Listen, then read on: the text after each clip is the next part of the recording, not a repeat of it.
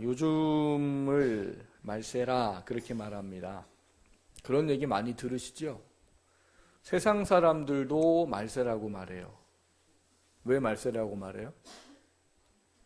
윤리와 도덕이 없어지고 기준이 없어져요. 창조의 원리가 없어지고 옳은 거 그른 게 모두 기준이 자기가 돼버리는 시대를 살고 있기 때문에 그래요. 그래서 사람들이 일반적이라는 게 점점 없어져 버려요. 그러다 보니까 그냥 자기 하고 싶은 대로 하면 모든 게 다 그냥 그런가 보다 하는 시대가 되어지다 보니까 세상은 점점 어떻게 돼버립니까? 윤리적으로 도덕적으로 악해져 가는 것이지요. 그래서 세상의 사람들도 지금 시대를 말세라 이렇게 얘기합니다. 근데 그거는 세상만 그런 게 아니고요. 우리는 2000년 전부터 지금까지 말세의 시대를 살고 있어요. 예수님께서도 말세라고 가르치셨고, 그리고 사도들을 통해서도 말세라고 가르치셨습니다. 그 말세라는 시대를 살아가는 우리들은 예수님 때보다 이미 몇 년을 거슬러 온 거예요, 지금? 2000년이라는 시간을 이미 지나왔어요. 그러면 말세의 때에 훨씬 더 가까워졌습니다. 그래서 요즘에는 보면 이 말세의 때를 진짜 이제 얼마 있으면 이루어질 것 같은 이야기들을 하시는 분들이 종종 있으세요. 영적인 음성을 듣는다는 분들이 그런 이야기들을 이렇게 가끔 이렇게 문자로 통해 전해오고 막 이런 일을 하셔요. 물론 성경에서 말하는 이 말세에 대한 기준을 보면 성경의 말세의 기준은 죄송하지만 90%가 거의 이루어졌습니다. 그럼 거의 진짜 말세가 됐다는 이야기예요. 하나, 아직 이루어지지 않았다고 하는 하나, 두 가지 이 정도는 빼고 대부분 이미 말세의 징조들은 이루어졌어요. 그럼 두 가지는 뭐예요? 하나는 땅끝까지 복음이 증거되는 겁니다. 그리고 또 하나는 이스라엘 사람들, 유대인들이 대거 회심을 하고 예수를 믿는 그 일들이 있어요. 그래서 하나님께서 우리를, 이방인들을 구원하기 위해 잠시 꺾어서 두었던 그 나무 가지를, 이스라엘을 다시 하나님이 회복시키는 일들을 하시는 때가 옵니다. 근데 이 두 가지도 점점 이제 시작되고 있는 것이죠. 이 유대인의 회심은 대거는 아직 아니에요. 대거는 아마 유대인들을 대부분의 사람들이 예수를 믿는 아마 그런 일일 거라고 이해를 하면 맞을 것 같아요. 근데 지금 이제 유대인들 중에 메시아딕 주닉 그래가지고 유대인들 중에 예수를 믿는 사람들이 늘어나고 있어요. 그래서 그 사람들이 유대인들 가운데서 핍박을 받으면서 교회를 세우고 복음을 전하는 일을 지금 하고 있습니다. 그게 이제 언제 그렇게 대거 회심을 하게 될지는 모르지만 시작됐다는 것이죠.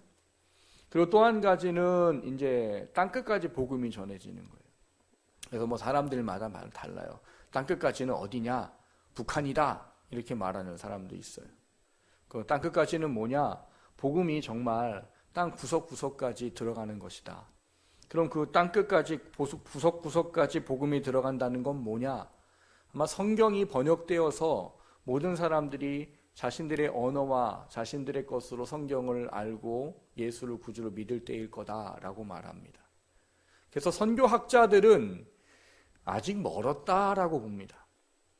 왜냐하면 아직도 성경이 번역되지 않은 그 언어가 수천 개가 넘는답니다.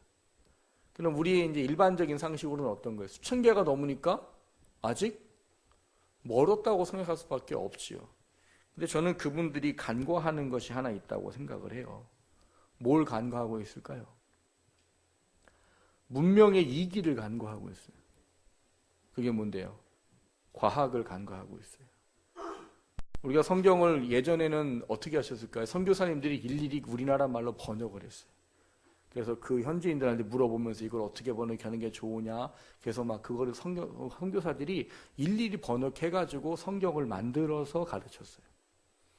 지금은 여러분 과학과 기술이 얼마나 발달했냐면 이제는 조금 있으면 말하는 게 그냥 글로 주르륵 나오는 시대가 올 겁니다. 그럼 그런 게 정말 저 막 오지에 있는 원주민들의 말하는 것조차도 분석을 해서 주르륵 나올 때가 언제 올지 몰라요. 그러면 땅끝까지 복음 전환된다는 게 그 선교학자들의 얘기처럼 아직 멀지 않았겠느냐라고 장담할 수가 없어요.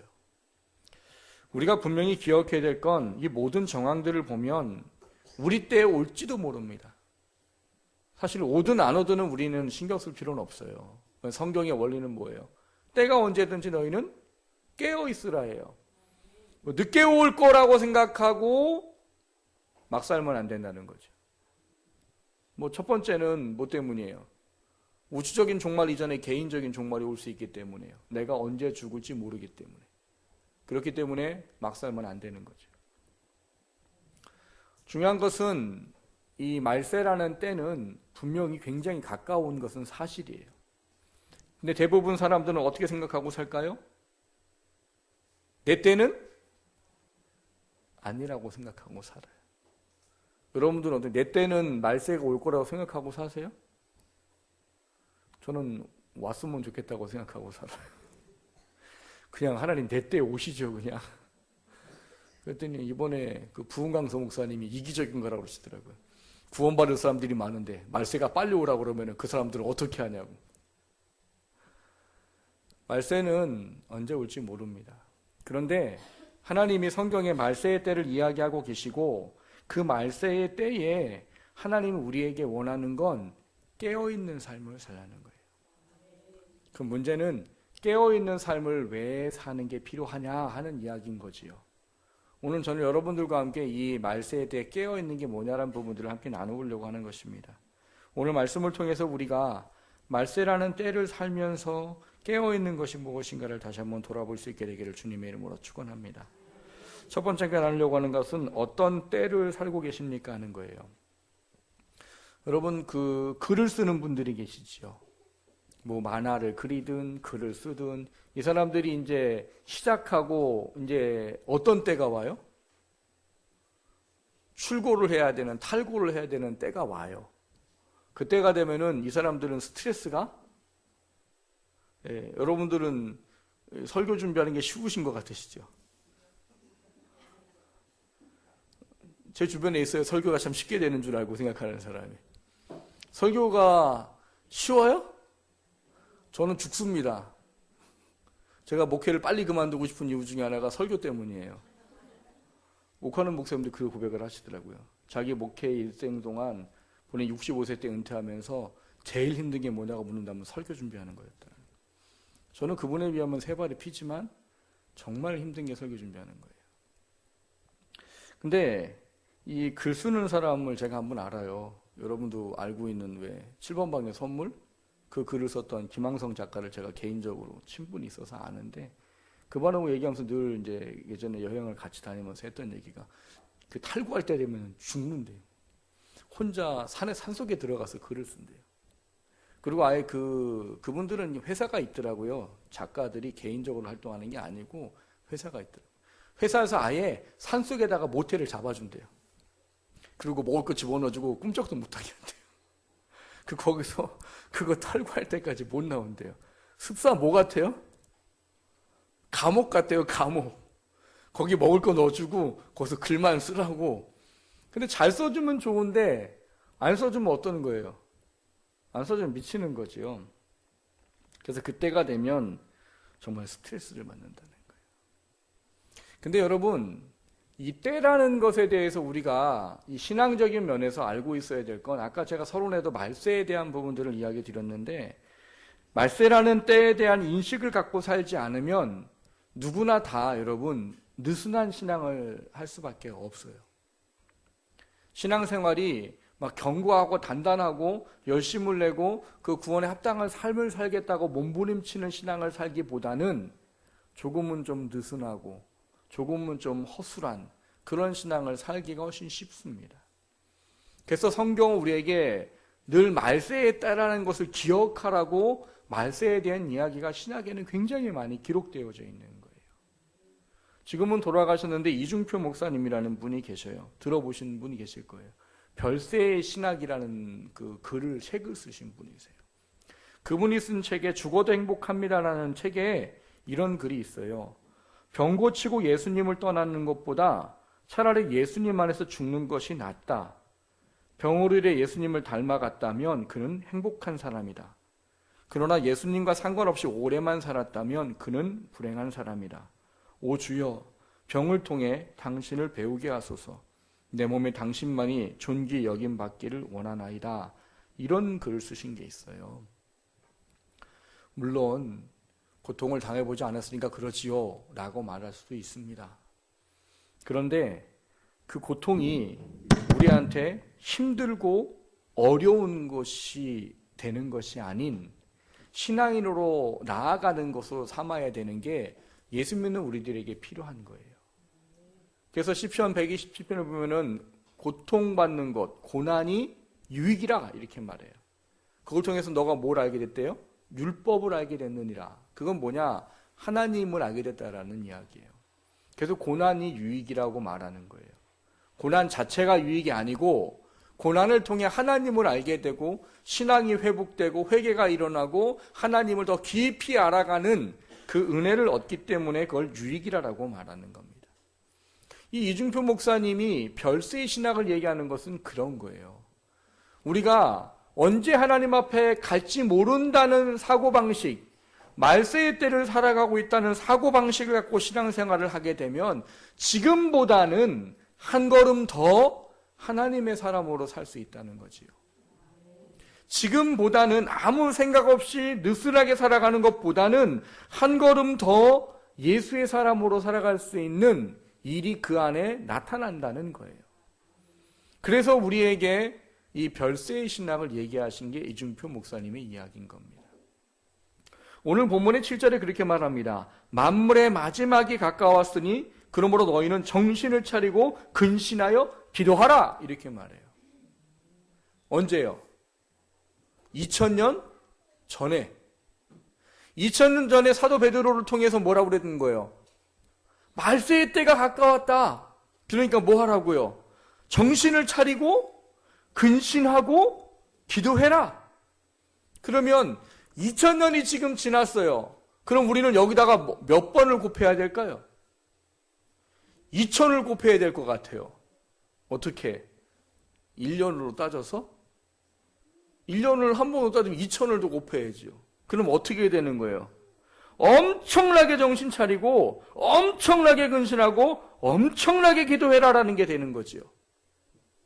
그게 지금 우리가 살아가는 시대예요. 왜냐, 여러분이 잘 모르고 계시는 게 많지요. 뭘 잘 모를까요? 말세의 때가 어떤 겁니까? 이런 거예요. 그거를 가장 잘 해결해 주는 게 디모데후서 3장이지요. 디모데후서 3장에는 말세에는 고통당하는 때가 이른다라고 말한다고 했어요. 제가 여러분들에게 자주 드리는 말씀 중에 하나가 디모데후서 3장의 말씀이에요. 거기에는 어떤 말씀이 기록되어 있어요? 말세에는 고통당하는 때가 이르는데 어떻게 한다고요? 사랑한대요. 누구를? 자기를 사랑하고 또 뭘 사랑한대요? 돈을 사랑하고 또 뭘 사랑한대요? 쾌락 사랑하기를 하나님 사랑하는 것보다 더하게 되고 자고하고 교만하고 원통함을 풀지 아니하고 부모를 거역하고 하는 이야기들이 쭉 기록되어 있어요. 그걸 보면 영적인 깨달음이 주어진 사람들은 진짜 말세구나라는 걸 압니다. 근데 그게 잘 깨달아지지 않으면 이게 왜 말세일까 싶은 거지요. 아니, 나를 사랑하는데 왜 말세예요? 요즘 시대 다 그러잖아요. 요즘 시대에 누가 누구를 제일 사랑해요? 자기가 자기를 제일 사랑하잖아요. 힐링, 웰빙이란 단어가 왜 자꾸 나와요? 나 좋아지라고. 나 행복하고 건강하고 그게 최고의 가치로 따져지는 시대인 거예요. 요즘 자기를 사랑하는 게 일반에서는 당연한 거예요. 근데 하나님은 고통당한대요. 여러분 돈 싫어하는 분 계세요? 저도 자신은 없어요. 저는 돈에 자유한 편입니다만 돈 없이 살 수 있냐고 물어보면 글쎄요라고 저도 물음표를 찍을 수밖에 없어요. 세상 사람들은 돈이 인생의 가치처럼 여기고 살아가요.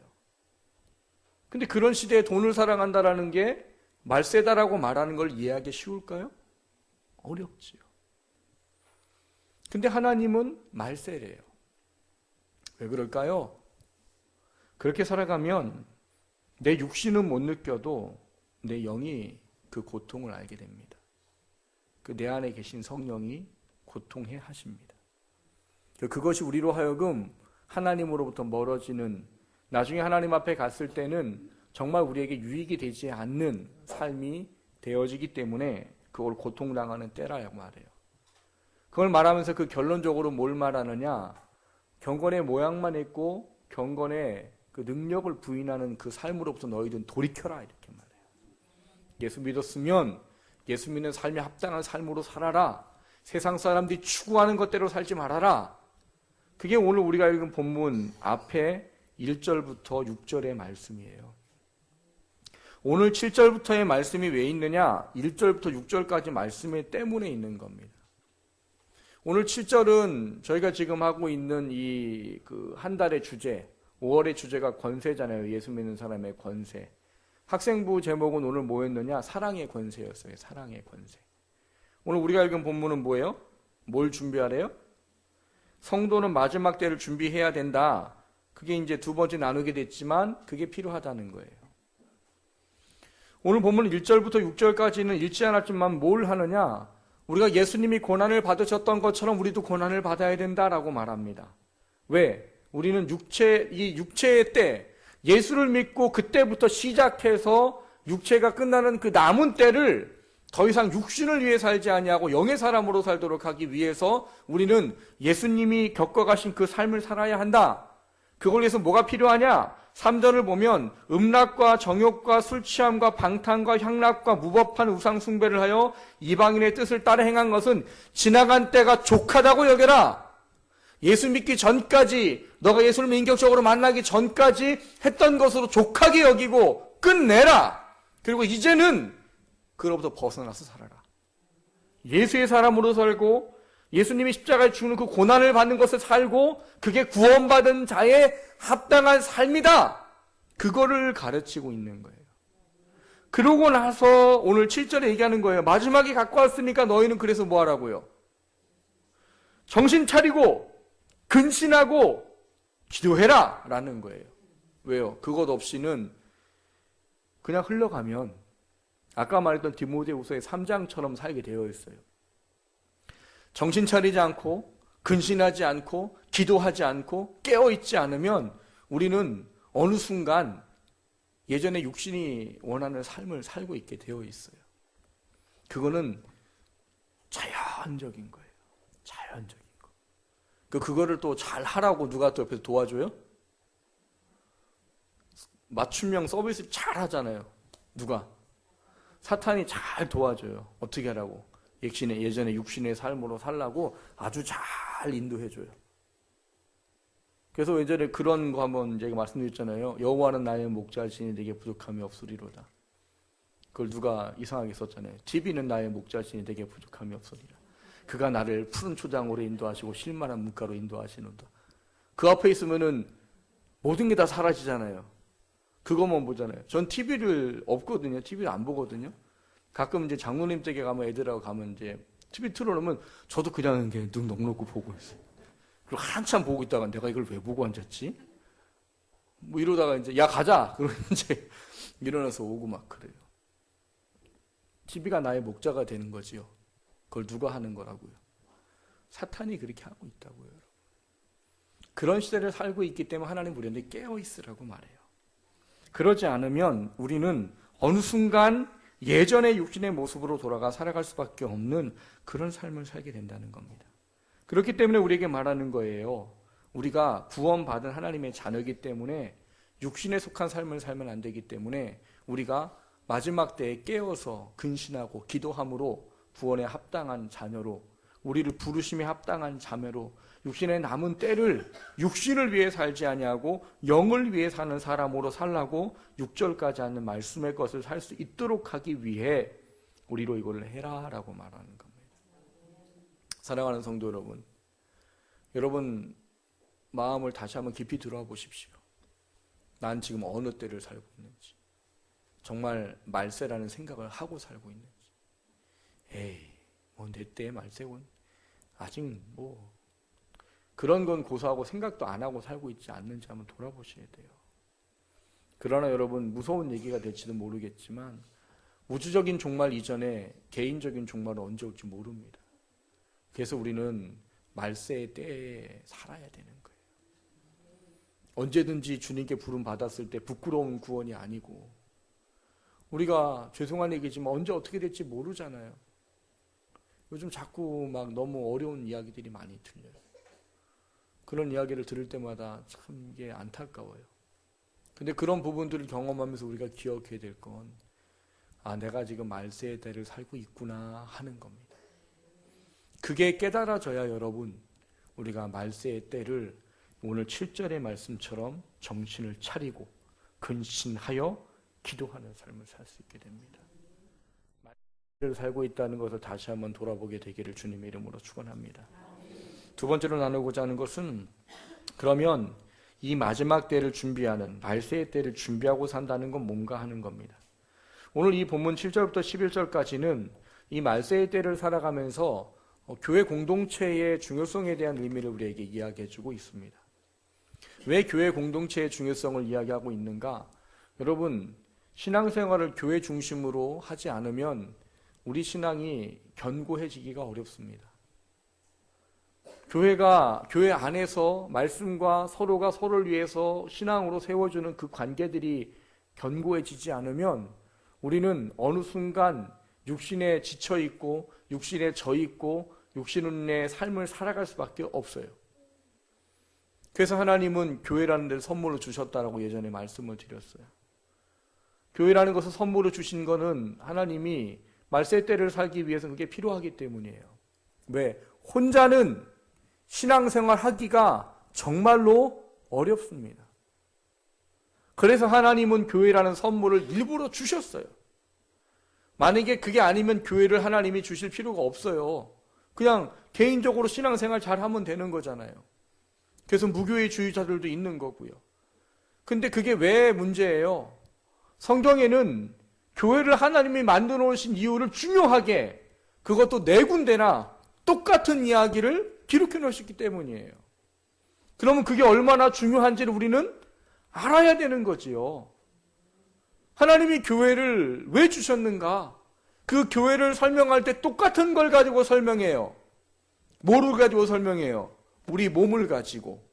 머리는 그리스도이고 성도가 각 지체처럼 연결되어져서 한 몸을 이루는 게 교회다라고 말해요. 그래서 교회 안엔 필요 없는 사람이 없다라고 말해요. 뭐 뛰어난 걸 하는 사람이 있고 그렇지 못한 사람들이 있고 연약한 부분도 있다는 거예요. 왜냐면 우리 몸이 그렇잖아요. 우리 몸이 여러분 365일 늘 다 건강해요? 다 우리가 전부 다 이 신체 각 기관들이 막 충만해가지고 막 다 그냥 그래요? 안 그러잖아요. 우리 몸에는 한두 가지씩 다 뭘 갖고 있어요? 연약한 걸 갖고 있어요. 근데 그것까지도 몸이에요. 여러분, 손가락이 마음에 안 든다고 잘라버려요? 얘기했잖아요. 저는 손가락이 짝짝이라고.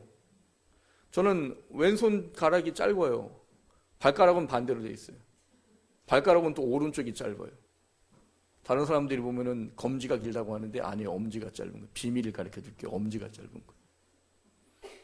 저는 그래요. 발가락이 오른쪽이 짧고 왼쪽이 손가락이 짧으니까 난 정상이라고. 여러분, 이게 마음에 안 든다고, 야, 이게 뭐야? 이거 잡기도 힘들고 손톱 왜 이렇게 못생겼어요? 뭐 우렁 손톱이라고 그러잖아요. 어이씨, 마음에 안 들어. 잘라버려요? 얘는 얘 나름대로 역할이 있단 말이에요. 얘 없으면 큰일 난단 말이에요. 몸에 연약한 부분들이 있죠. 그러나 그게 내 몸이에요. 그래서 하나님은 그렇게 말한 거예요. 교회를 몸이라. 연약한 죄가 있지? 그래, 근데 너의 몸이야. 그래서 내가 거기다 넣어놓은 거고, 그래서 너희를 교회라고 세워준 거야.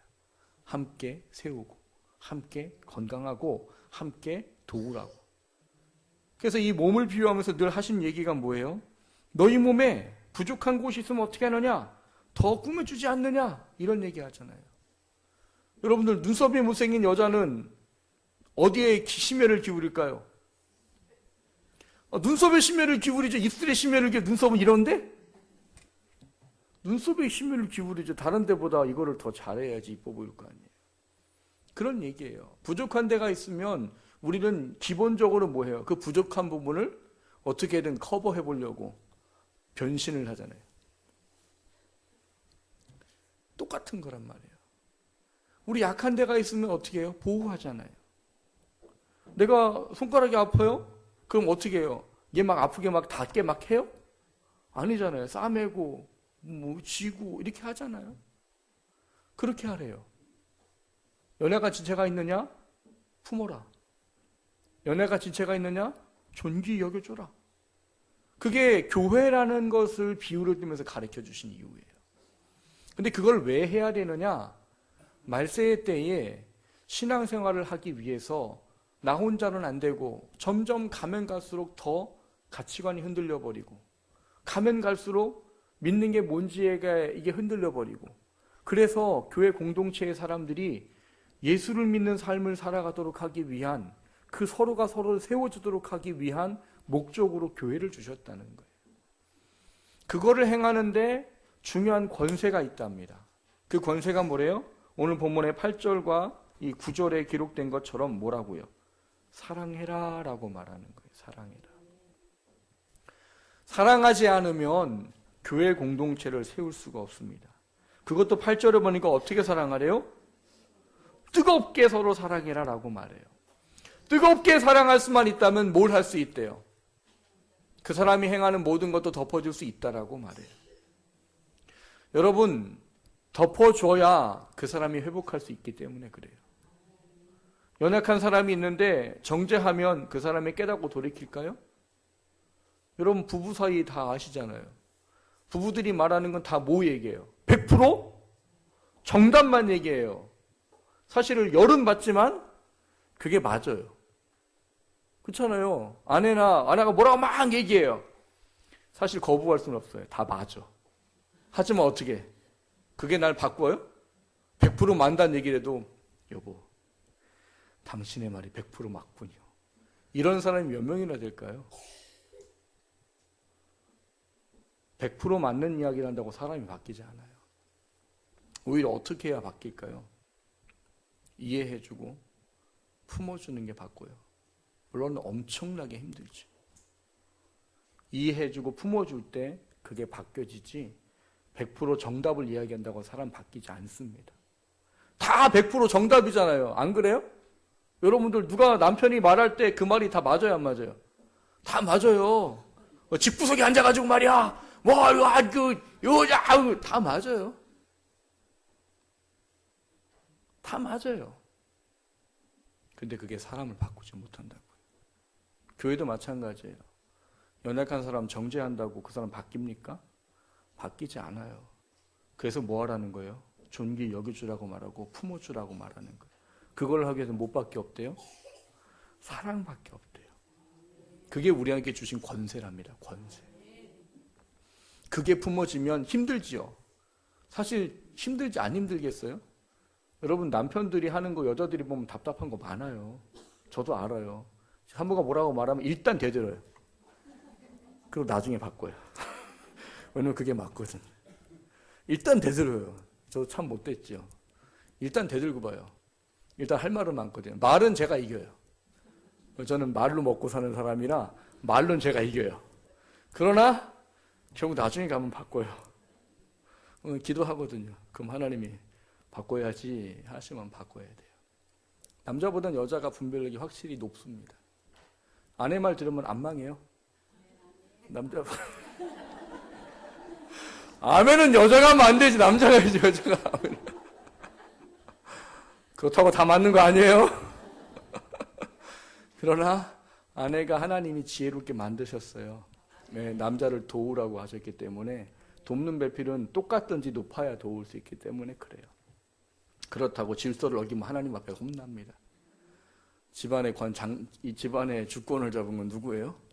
남편이에요. 그거 여러 번 잊어버리면 그것도 혼날 일이에요. 그게 가정을 잘 세워가는 방법이에요.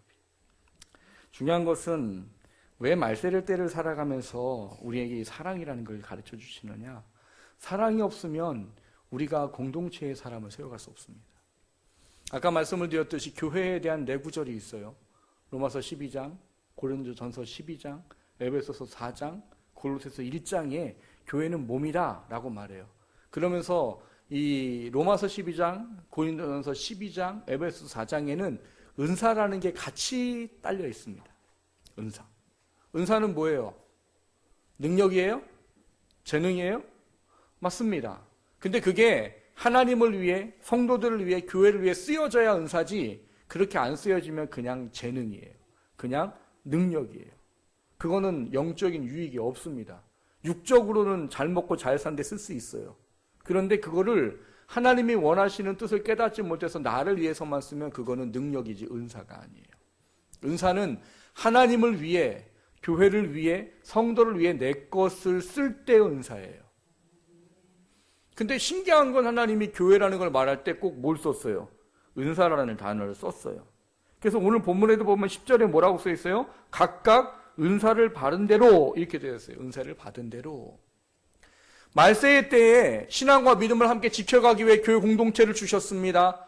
그 교회 공동체가 신앙으로 건강한 몸으로 하나님의 뜻을 이루어가며 살 수 있기 위해서는 은사를 주신 것을 위해 서로를 잘 사용해야 된대요. 근데 그거를 사용하기 위해서는 뭐가 필요하냐? 사랑이 없으면 안 된다는 거예요. 그래서 고린도전서 12장 은사에 대한 이야기를 말하고 나서 맨 마지막에 뭘 써놨느냐? 너희는 더욱 큰 은사를 사랑해라 라고 말해요. 더욱 큰 은사는 뭔데요? 13장이에요. 13장이 무슨 장이에요? 사랑장. 사랑은 언제나 오래 참고 언제나 온유하며 시기하지 아니하고 질투하지 아니하고, 여기까지는 괜찮아요. 근데 그대로 가면 천사의 말을 해도 소용없고 자기 몸을 불사할 때 내어줘도 소용없대요. 이 이야기 왜 했느냐? 12장 때문에 했어요. 은사를 받았는데 은사를 준 목적은 교회를 세우고 성도를 세우고 하나님의 영광을 세워야 되는데 자기를 세우는 데 써버려서 교회가 어지럽게 되고 성도들은 시험에 들고 하나님의 일은 어그러졌어요. 그래서 은사를 주신 이유를 말씀하시면서 더 큰 은사를 사모해라. 뭐요? 사랑을 사모해라. 그거 없으면 주신 은사 감당할 수 없다라고 말해요. 오늘 본문에도 그렇게 말합니다. 그래서 본문은 그거를 뭐라고 표현하느냐? 각각 은사를 받은 대로 하나님의 여러 가지 은혜를 맡은 선한 뭐같이요? 청지기같이 서로 봉사해라 라고 말해요. 청지기는 뭐라고 그랬어요? 종이라고 그랬어요. 신분이 종이에요. 주인의 재산을 가지고 투자까지 할 수 있어요. 그래도 종이에요. 자기가 투자한다고 해서 그게 자기 게 돼요? 자기 거 안 돼요. 그래서 이 주인이 그만두라고 그러면은 이 종을 언제든지 그만둬야 되는 거예요. 그리고 다른 일을 해야 되는 종이 되는 거예요. 그런 거를 사용하셨어요. 청직이라고. 뭐를? 우리에게 은사를 주시고 어떤 능력을 주시고 뭐 건강을 주시고 지혜를 주시고 뭐 품을 수 있는 마음을 주시고 물질을 주시고 모든 것을 주신 거를 청지기처럼 여기래요. 그래야 뭘 할 수 있대요? 서로 봉사할 수 있느니라 이렇게 말해요. 왜요? 그게 구원에 합당한 삶이기 때문이에요. 그거를 하기 위해서 우리에게 11절에 그걸 말하는 겁니다. 그 목적에 대해서 11절을 결론적으로 그렇게 말해요. 뭘 하려고? 만일 누가 말하려면 하나님의 말씀을 하는 것 같이 하고 누가 봉사하려면 하나님이 공급하시는 힘으로 하는 것 같이 하라. 이는 뭐라고요? 범사에 예수 그리스도로 말미암아 하나님이 영광을 받으시게 하려 함이니 그에게 영광과 권능이 세세 무궁하도록 있느니라. 아멘. 이 4장을 쓰면서 육신의 삶의 때는 지나간 것처럼 여기고 버려라. 그리고 예수의 사람으로 살아라. 예수의 사람으로 살기 위해 교회를 주셨다. 그걸 위해 서로가 봉사해야 된다. 서로가 섬겨야 된다. 하나님이 주신 은사를 청지기처럼 사용해야 한다. 라고 말하는 이유가 뭐래요? 구원받은 우리들은 삶의 목적인 내가 아닌 하나님의 영광을 위해 사는 존재로 부름받았기 때문이라는 거예요. 그래서 말을 해도 내가 하는 게 아니고 누가 주시는 하나님이 주시는 말로 하는 것처럼 하고 봉사를 해도 누가 하나님이 공급하시는 힘으로 하는 것 같이 하래요. 사실은 하는 것 같이 하라가 아니에요. 그게 맞아요. 하나님이 주셔야 할 수 있는 게 맞아요. 중요한 건 우리가 하다 보니까 행여나 내 힘으로 하는 것처럼 착각할까 봐 사도 베드로는 그거를 깨달으라는 거예요. 너의 힘으로 하는 게 아니라는 것을. 여러분, 말세의 때를 살아가면서 하나님은 교회라는 중요한 선물을 주셨습니다. 그리고 그 선물을 행하고 살기 위해서 무엇보다 필요한 게 이 말세의 때 우리가 말세 때를 준비하기 위해 가장 중요한 걸 사랑이라고 말씀하십니다. 그게 있어야 돌아볼 수 있고요. 그게 있어야 품을 수 있고요. 그게 있어야 교회 공동체를 온전히 세울 수 있습니다.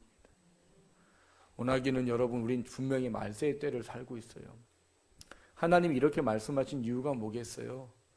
육신을 위해 살다 보면 하나님 앞에 그게 아무것도 아니기 때문에 그래요. 우리가 구원받은 것에 합당한 삶을 통해 하나님 앞에 설 때 구원하신 목적을 이루는 삶을 사는 게 우리에게 필요하기 때문에 말씀하시는 거예요.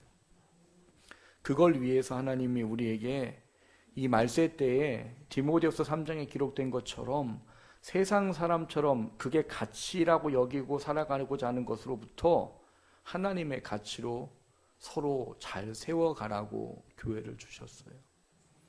그래서 우리는 신앙과 믿음을 같이 세워가는 게 말세의 때를 준비해가는 겁니다. 그걸 위해서는 사랑이 반드시 필요한 거지요. 사랑 없이는 그게 가능하지 않거든. 사랑 없이 어떻게 남을 봉사하겠어요? 사랑 없이 어떻게 남을 위해서 기도하겠냐고요. 사랑 없이 어떻게 품어지고 어떻게 참아지겠어요? 그게 필요하답니다. 왜요? 그래야 교회가 함께 주님 앞에 이를 때 하나님께 칭찬받는 삶이 함께 이루어져 가기 때문에 그렇습니다. 말세의 때를 다시 한번 좀 돌아보십시오. 우리는 분명히 말세의 때를 살고 있고요.